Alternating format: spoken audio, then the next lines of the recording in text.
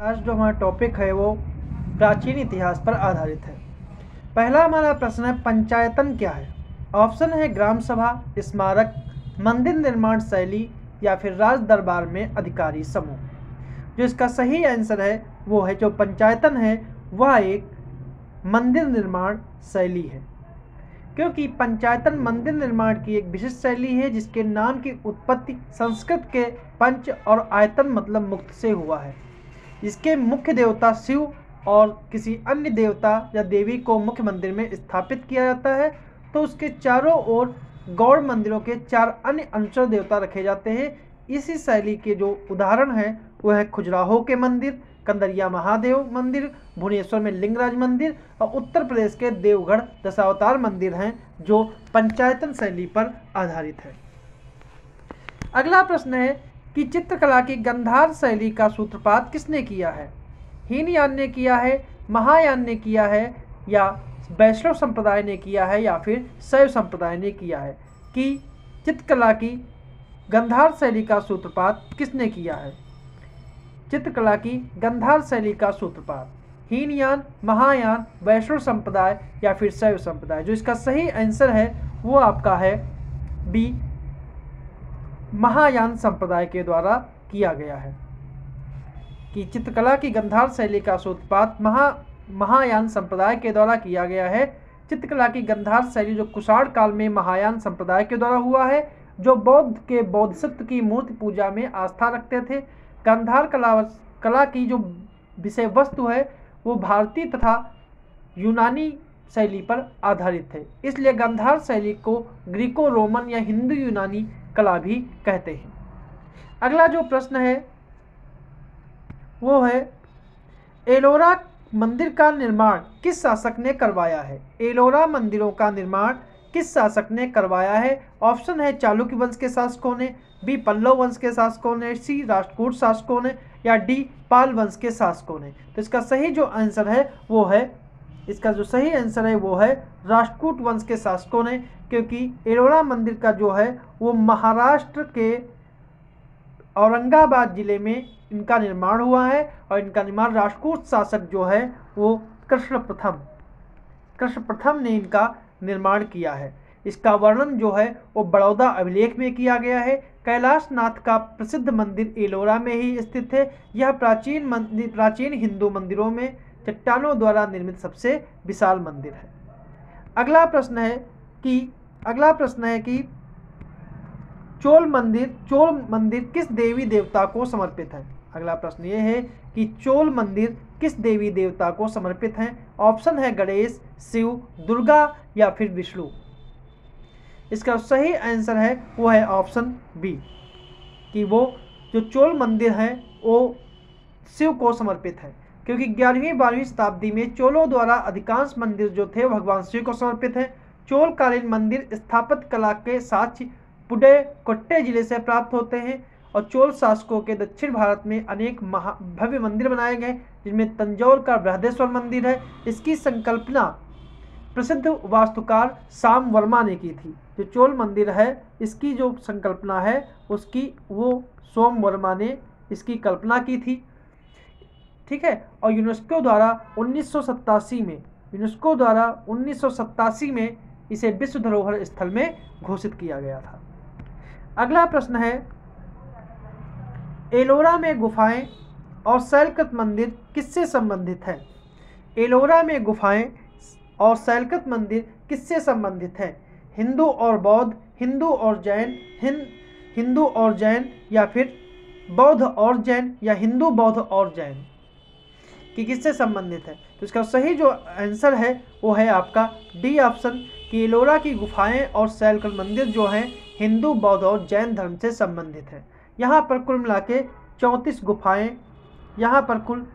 गुफाएं हैं, जिसमें हिंदू, बौद्ध और जैन तीनों धर्मों के मंदिर बने हैं। इनका जो निर्माण है वो 5वीं से लेकर 10वीं शताब्दी के मध्य हुआ है। यहाँ 12 बौद्ध गुफाएं हैं, 17 हिंदू गुफाएं हैं और 5 जैन गुफाएं हैं। और अपनी स्मारक गुफाओं एलोरा यूनेस्को द्वारा विश्व धरोहर स्थल में शामिल है। अगला जो प्रश्न है, महाबलीपुरम में स्थित सप्त पैगोडा किस वंश द्वारा संरक्षित काल के साक्षी हैं? इसका ऑप्शन है पल्लव के द्वारा, पांड्यों के द्वारा, चोलों के द्वारा या फिर चेरों के द्वारा। इसका सही आंसर जो है वो है पल्लवों के द्वारा। महाबलीपुरम में रथ मंदिरों का निर्माण पल्लव शासकों के द्वारा कराया गया था। रथ मंदिर एकाश्म पत्थर से निर्मित है और यह एक शिला स्थित मंदिर है जो एक पत्थर को काटकर बनाया गया था।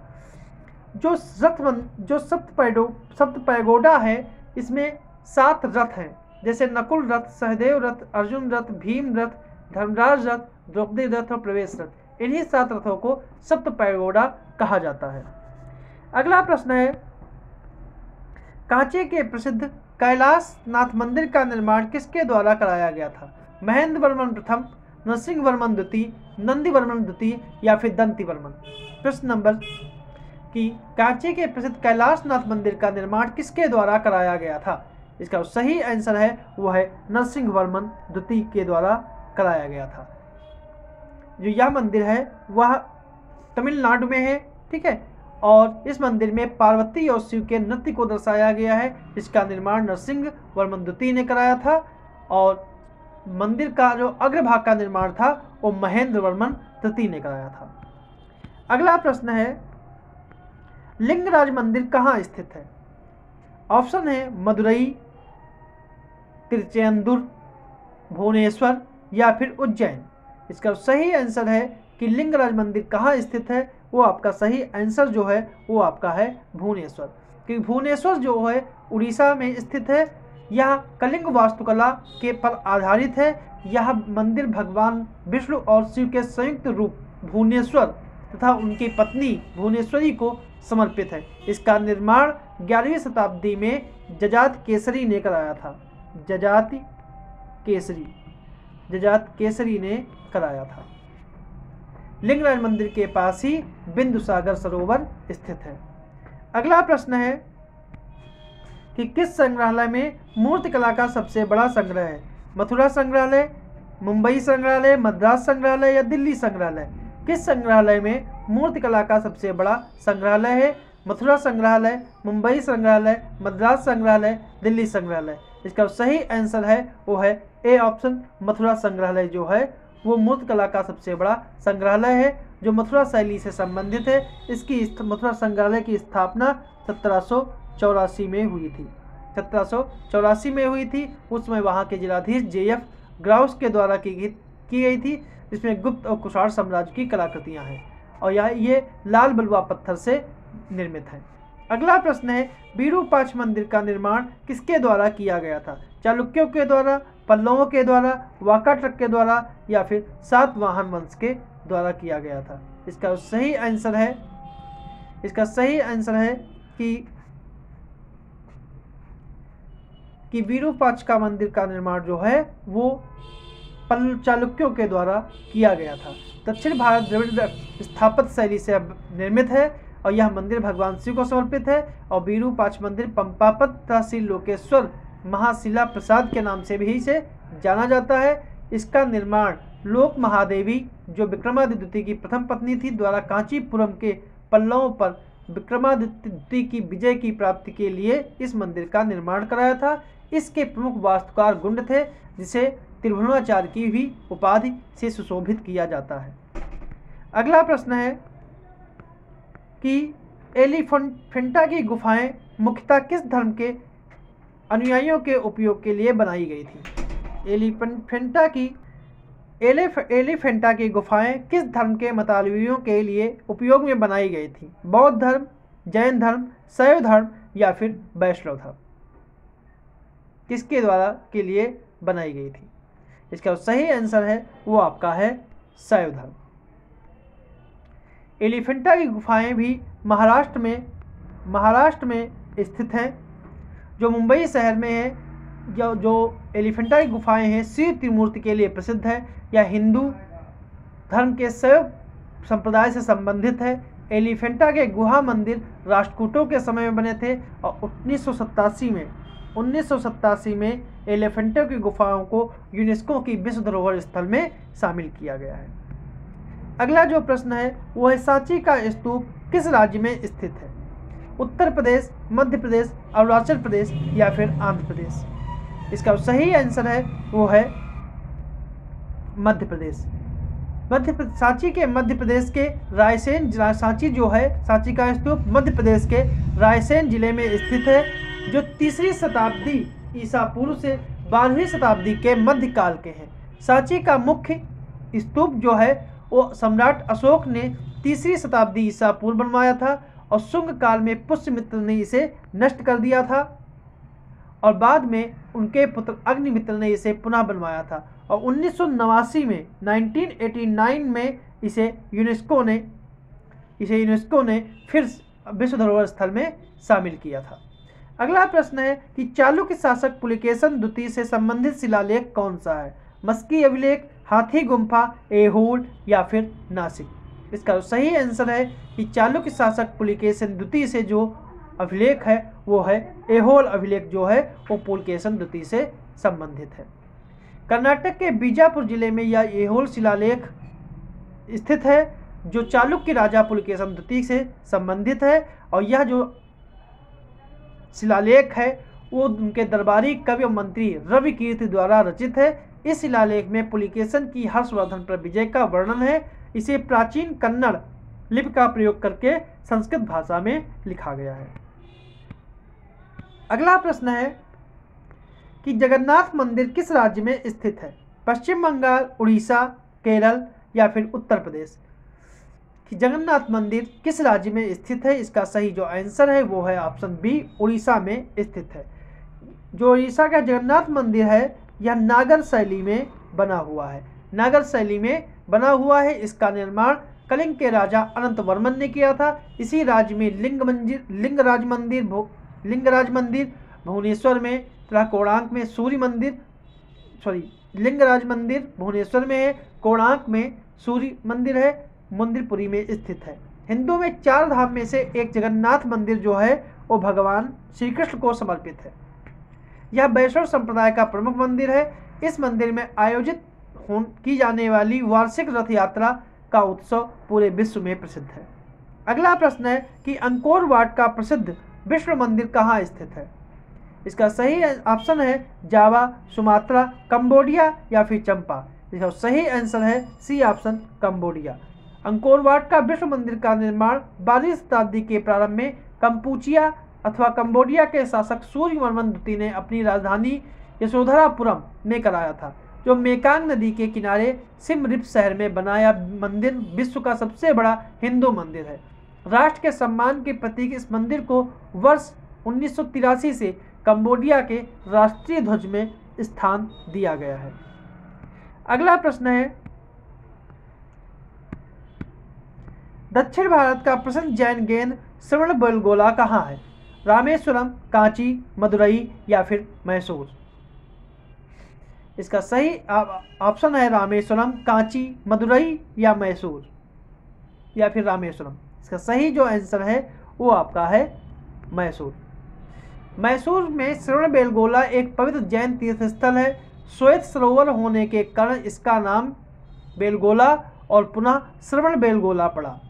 जहाँ पहले जैन तीर्थकर भगवान ऋषभदेव के पुत्र बाहुबली ने मोक्ष प्राप्त किया था। श्रवणबेलगोला में गोमतेश्वर नाम भगवान बाहुबली की बृहत एकात्मक मूर्ति स्थापित की गई है और श्रवणबेलगोला में ही मौर्य वंश के संस्थापक चंद्रगुप्त मौर्य ने श्रृंखला पद्धति से अपने प्राण त्यागे थे। अगला प्रश्न है कि कोणार्क का सूर्य मंदिर किसने बनवाया था? नरसिंहदेव वर्मन, राजेंद्र चोल, अशोक या फिर कृष्णदेव राय? इसका सही आंसर है वो है नरसिंहदेव वर्मन। नरसिंहदेव वर्मन ने ही उड़ीसा राज्य के पुरी में कोणार्क का सूर्य मंदिर का निर्माण नरसिंहदेव वर्मन प्रथम, जिसे चोडगंग के नाम से भी जानते हैं, गंग वंश के शासक थे, उन्होंने कराया था।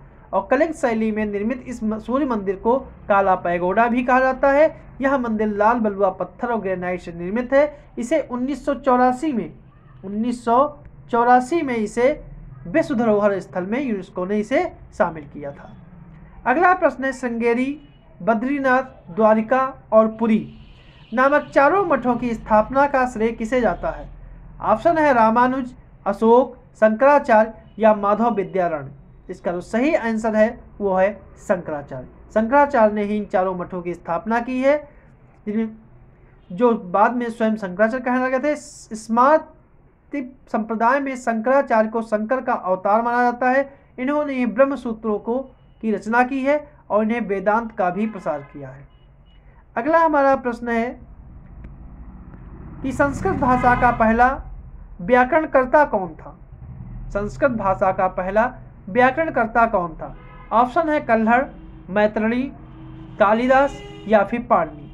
इसका सही आंसर है वो है पाणिनि। तो पाणिनि ही संस्कृत के पहले व्याकरणकर्ता माने जाते हैं।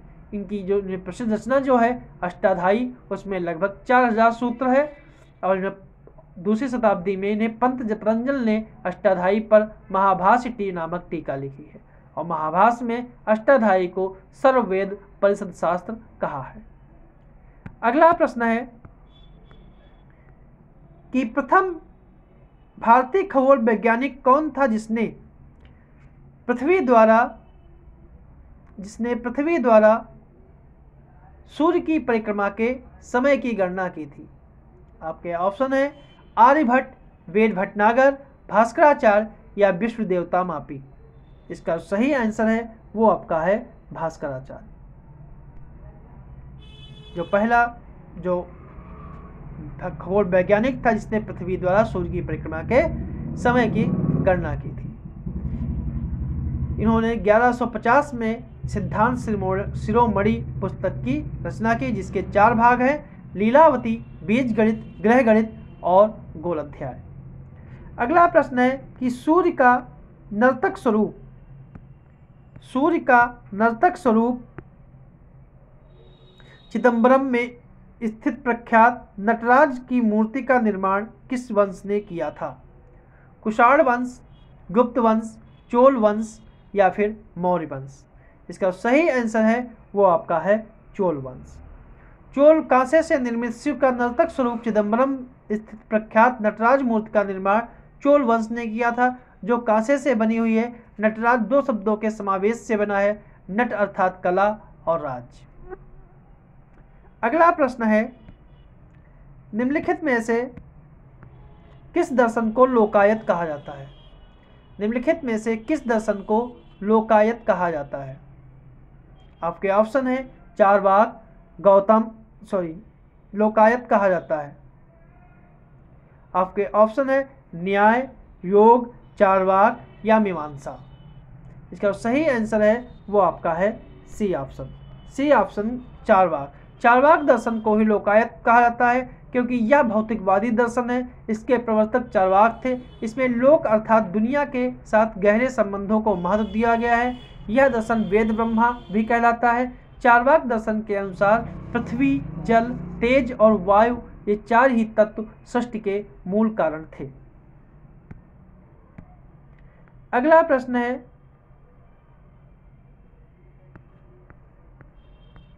कि प्राचीन सांख्य दर्शन में किसका महत्वपूर्ण योगदान है? कि प्राचीन सांख्य दर्शन में किसका महत्वपूर्ण योगदान है? कपिल, गौतम, नागार्जुन या फिर चारवाक का? इसका सही आंसर है वो आपका है कपिल का, क्योंकि सांख्य दर्शन जो है भारतीय दर्शन के प्राचीनतम संप्रदायों में से एक है। महर्षि कपिल को सांख्य दर्शन का प्रणेता माना जाता है, जिन्होंने सांख्य सूत्र और तत्व समाज नामक ग्रंथों की रचना की। कपिल ने सर्वप्रथम विकासवाद का प्रतिपादन किया। इन्हें अनीश्वरवादी भी माना जाता है, लेकिन गीता में इन्हें श्रेष्ठ मुनि कहा गया है। अगला हमारा प्रश्न है कि भारतीय दर्शन के संदर्भ में निम्नलिखित कथनों पर विचार कीजिए। भारतीय दर्शन के संदर्भ में निम्नलिखित कथनों पर विचार कीजिए। पहला है इनका मुख्य विषय मोक्ष रहा है। मोक्ष का वर्णन सर्वप्रथम वेदों में किया गया है।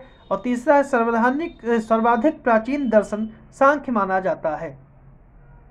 इसका सही आंसर है कूट के आधार पर 1 और 2, 2 और 3, 1 और 3 या 1, 2, 3। इस आधार पर सही जो आंसर है वो आपका है सी ऑप्शन 1 और 3, क्योंकि भारतीय दर्शन का मुख्य विषय मोक्ष रहा है, जिसका अर्थ है जन्म और मृत्यु के चक्र से मुक्ति। मोक्ष का सबसे पहले वर्णन जो है वो वेदों में ना किया गया है बल्कि उपनिषद में किया गया है।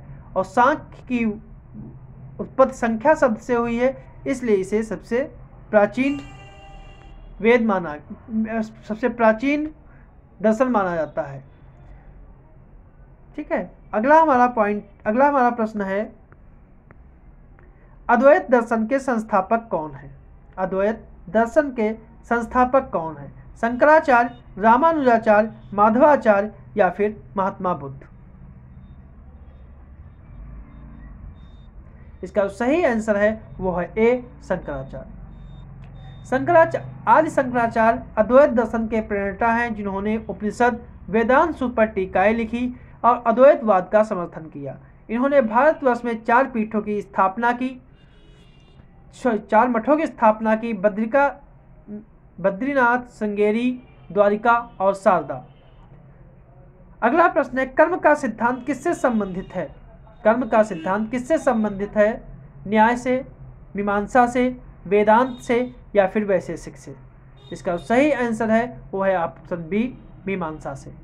कर्म का सिद्धांत मीमांसा दर्शन से संबंधित है। इसे पूर्व मीमांसा, कर्म मीमांसा और धर्म मीमांसा भी कहते हैं। कुमरिल भट्ट मीमांसा दर्शन के आचार्य हैं, जबकि जैमिनी मीमांसा दर्शन के में वर्णाश्रम व्यवस्था का वर्णन किया है। मीमांसा दर्शन में भारतवर्ष के धर्म और वर्ण आश्रम व्यवस्था के विचारों को शामिल किया गया है। अब है आज का आखिरी प्रश्न कि न्याय दर्शन के प्रेरता कौन थे? चारवाक, गौतम, कपिल या जैमिनी? इसका सही आंसर है वो आपका है गौतम। गौतम ने ही न्याय दर्शन के जनक हैं। न्याय शब्द का अर्थ है तर्क या निर्णय। वात्सायन ने न्याय को समझ विधाओं का द्वीप कहा है। न्याय दर्शन में 16 पदार्थों या तत्वों के अस्तित्व को स्वीकार किया है। न्याय दर्शन का मूल ग्रंथ गौतम द्वारा लिखा गया न्याय सूत्र है। वैशेषिक दर्शन को की ही बात न्याय दर्शन में भी पदार्थों के तत्व ज्ञान से निःश्रेयस की सिद्धि बताई गई है। ये थे हमारे आज के प्रश्न।